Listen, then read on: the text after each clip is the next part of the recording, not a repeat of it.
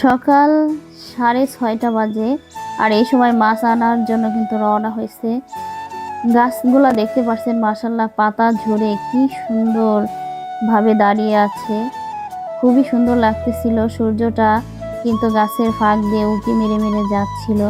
দুই পাশে পাতা ঝরা গাছ দেখতে খুবই সুন্দর লাগতেছিল। আর এই যে সূর্যটা মনে হচ্ছিল যে সাথে সাথে যাইতেছে। আর এখানে কিন্তু এই যে মাছ আনার জন্য যেখানে আসা হইলো সেইখানের নাম হচ্ছে হাজীগঞ্জ। আর এই যে জেলে ভাইরা কিন্তু ঝুড়ি ভরে ভরে মাছ নিয়ে হাজির হচ্ছে। আর এই মাছগুলা কিন্তু মানে মানে কাস্টমার একজন পেলেই যে বিক্রি করে দেবে সেটা কিন্তু নয়। এই মাছগুলা সব একসঙ্গে সবাই উঠিয়ে আনবে, এরপরে বিক্রি করবে। দেখতে পাচ্ছেন কত ইলিশ মাছ, নানান রকমের মাছ ভর্তি। অনেক মাছ রাত ভরে জেলে ভাইরা ধরছে। আর এই যে সকালবেলা কিন্তু এগুলা ডাকেই বিক্রি করে দেবে।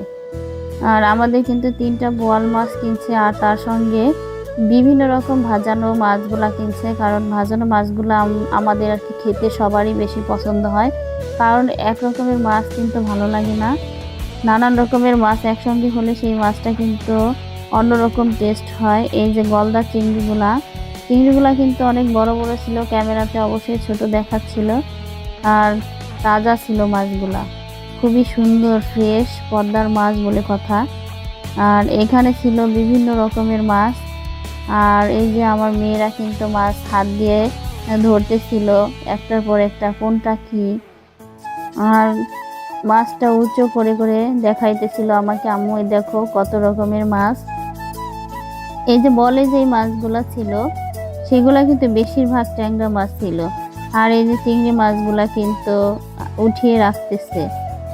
এখন এই মাছগুলা সবাই মিলে কুটবো। দেখতে পাচ্ছেন ট্যাংরা মাছগুলা অনেক তরতাজা।